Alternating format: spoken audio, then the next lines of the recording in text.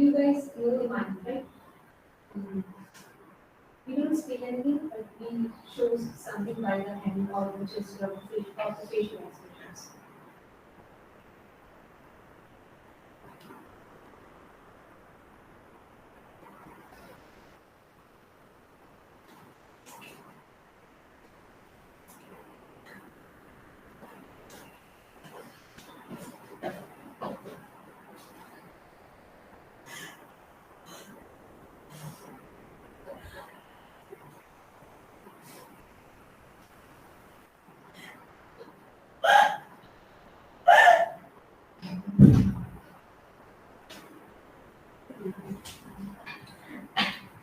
You know the character, the lady Macbeth, famous character. Wait.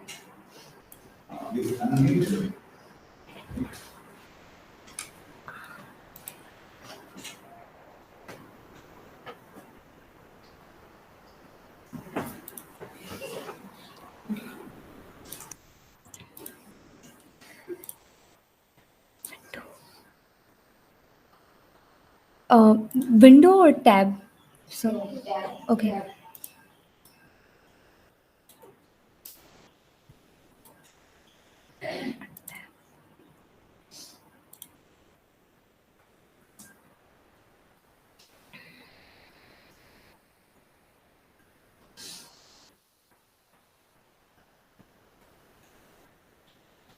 Is it visible? Okay, so as you know, this is the very famous character of Macbeth play, the Lady Macbeth, who is completely in guilt and remorse. So I'm Dhvani Rajyaguru, roll number 4. My topic of today's presentation is humanity and human nature in Shakespeare's very well-known tragedy, Macbeth. Shakespeare is one of the person that we yeah. Okay, so Shakespeare is not one of the but the greatest person of all time, which we study in all the English literature, like in the globally.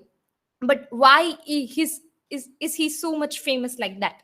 As Ben Jonson said that Shakespeare is not just for one time or and for age, but he is for all the time, because he has the power of capturing the emotions, the human nature, the psychology of people.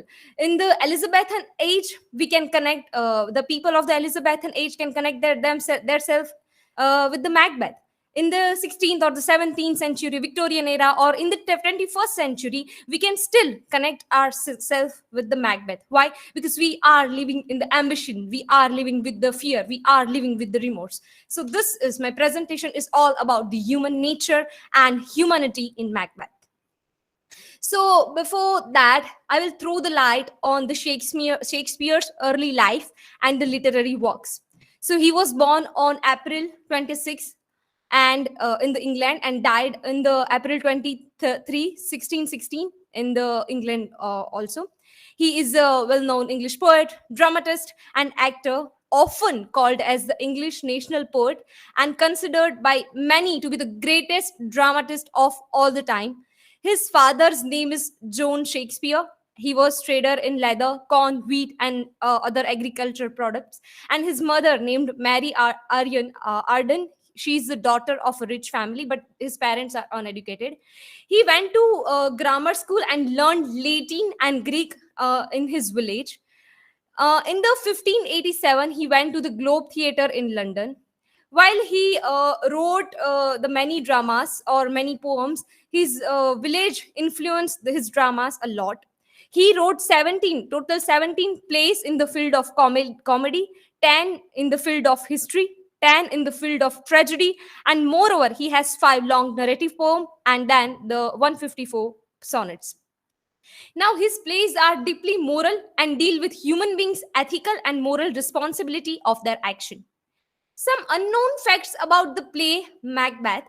Macbeth was loosely based on the real king, the king named Macbethard. He was the king of Scotland in the 18th century. So this Macbeth play is very much related to the king of Scotland, but some things are changed in the play. It is relatively short Shakespearean play.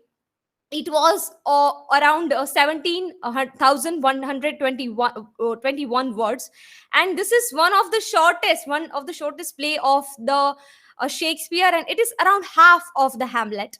And it was first published in after the 7 years death of Shakespeare. It was first performed in 1606, but then it was published after the Shakespeare's death.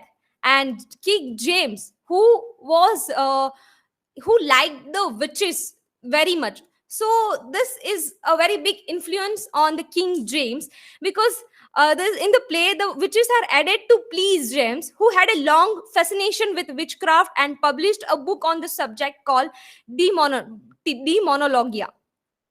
Now we know the summary of the Macbeth, so I will not go through that. But if I conclude in the one-page summary, three witches tell Macbeth that he will become king. Then Macbeth tells to Lady Macbeth. The Lady Macbeth tells Macbeth to King Banquo, the king. Macbeth do that. Macbeth becomes king. But later, the emotions, the human nature, as we all have, that influenced him a lot. So then he felt guilty.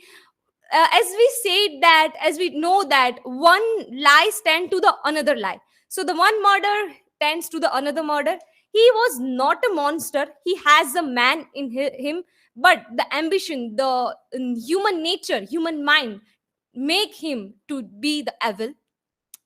As a psychology, there are two sides of our mind. As we saw, the many of you saw the Tom and Jerry cartoon. When Tom is doing something wrong, the one part of his mind, the small Tom, come and says, no, you don't do this. Then the another good part of the Tom comes and say that you can do it. So there are two sides, and the evil side is known as the ego. In the psychology, it is known as ego, and the goodness, the very good side, that is known as the superego. Ego is connected with the darkest part, and superego is a logical part of the mind. I have taken one picture you can see in the presentation. Id meaning the instance, ego is the reality, and superego is the morality. Conscience versus ambition in Macbeth. Macbeth is a very bravest soldier, but he's constantly fighting with his conscience and the ambition. He experiences range of emotions, including power, ambition, fear, guilt, remorse. Conscience is something that is related with the fear, coordinates, moral goodness, humanity, light, sacrifice, judgment about what is to be done. It is metaphorically connected with biting or associating anything. Ambition, now another part is ambition. Macbeth, he says in the third play act that, oh, full of scorpions in my mind. Now this, he states, he warns audience against this, their harmful animalistic part of mind, which is stands by the ego. His conscience is associated with loyalty. As we seen before, these are the conscience, but his conscience is related with the loyalty, field, and gear. And the another side, the dark thoughts make him, the dark thoughts are coming into his mind. I have taken examples from the play. The good side, the conscience is, will all great Neptune's ocean wash this blood clean from my hand? No, this my hand will rather the multitudinous seas incarnadine. That means even the sea's water can't wash the blood of my hands. And on the ambition side, I have taken the one quote from the text that I have no prick the sides of my intent, but only vaulting ambition. And this is the quote that shows the ambition. Now, emotions of Macbeth, which we are relating with us. The I have taken different kind of emotions, different kind of aspects of human mind, and with I have also compared that with the quote. The first quote is, the super mature soliciting can be ill, cannot be ill, cannot be good. If ill why hath it given me earnest of success, commencing in a truth, I am than of corder. There is the ambition of being the king. This is the first it is from the first act, and in which he says he is says that which is already gave him the idea, the clue, and now he is already fantasizing that no, I will be the king. And there is another example that who can be wise, amazed, temperament and furious, loyal, neutral in a moment, no man. It shows the evil side him. He wants to become king, and that then he's ready to do anything. So we all have the ambition, and sometimes we want to do something bad for our ambition, but no, this Macbeth, Shakespeare's Macbeth, stop us. What happened to him? No, I can't do this. The hierarchical, now the another aspect is the hierarchical society. He has the efficiency, he has the quality of king, but he, if he will not murder anybody, then he won't be king. Because of the hierarchical society, the son of the king will be the king. Whether he has the efficiency or whether he is able to be the king, this is not important. So he is taking revenge for being the king, for revenging the hierarchical society. Even today's time, we connect, if we connect this human nature with us, the we still feel like the lower class and upper class. The hierarchical society is with us even today. Okay, so emotions, another emotions like fear, guilt, remorse and realization. After running behind ambition, after murdering so many people, bank or his friend, then he has fear. He is saying it will have blood. They say blood will have blood, stones have been known to move and trees to speak. Bloods will have bloods. This is saying that he has the knowledge of what he is doing. He has the fever. This stating the karmic rule. The how much far we throw the ball, it will eventually come to us. So this fear is shown in this. Then the guilt, the which I already told about, that the oceans water cannot wash my hands. And the remorse and realization. At the end of the play, he finally, first he ran behind ambition, then he was feeling guilty, then he is realizing that what he had done, he had remorse, he had self realization, and that is very important. And that makes us believe that he is not monster, but he is man.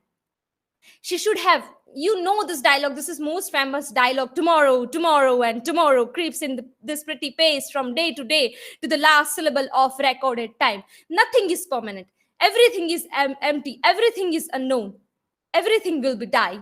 Of when his wife Lady Macbeth died, then he spoke this dialogue. And now the Lady Macbeth and remorse, I have added some pictures and some memes too. There is a meme, what are you doing, his mind is saying to Lady Macbeth. She is telling, I'm trying to sleep.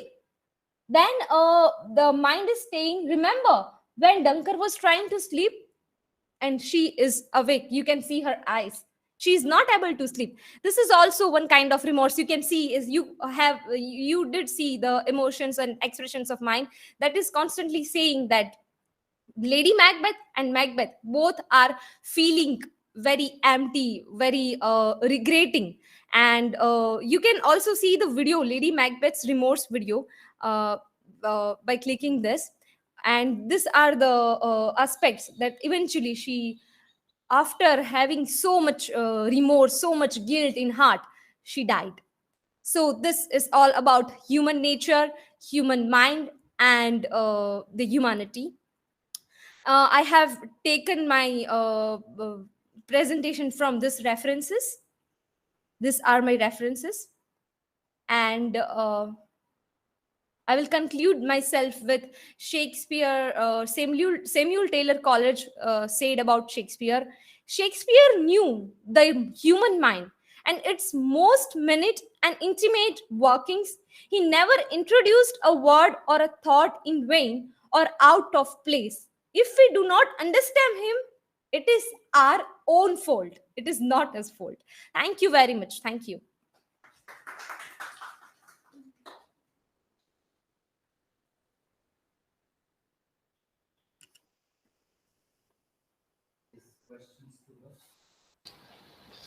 Yes, Dhwani. When was the play published? 1606.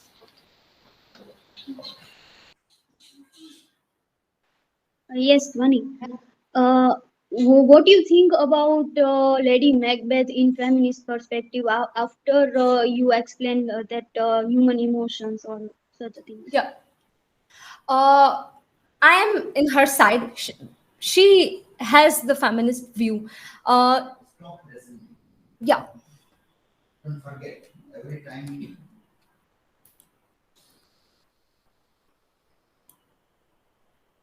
Okay, so I am at her own side. As I told about hierarchy, there is also a patriarchal society. As I said before, she wants her husband to be king, but she's not. Macbeth is not able to be the king because of the hierarchical society. So she's not bad. She become cruel just because of ambition. I already told about the ambition. She also have the ambition, and that is why she become cruel. She also said that I can kill my own son. I can kill my own son. But that this is all for, we can say in Gujarati, that majburi. We all know that thing, na? So she is not bad at all. She did just one fault. She has one fault to kill Banco, but then this thing, she struggled whole her life, and then ultimately she died just because of this. And this taught us that uh, go with the ambition, but don't do the bad things. In the 21st century, we can learn that from the Macbeth.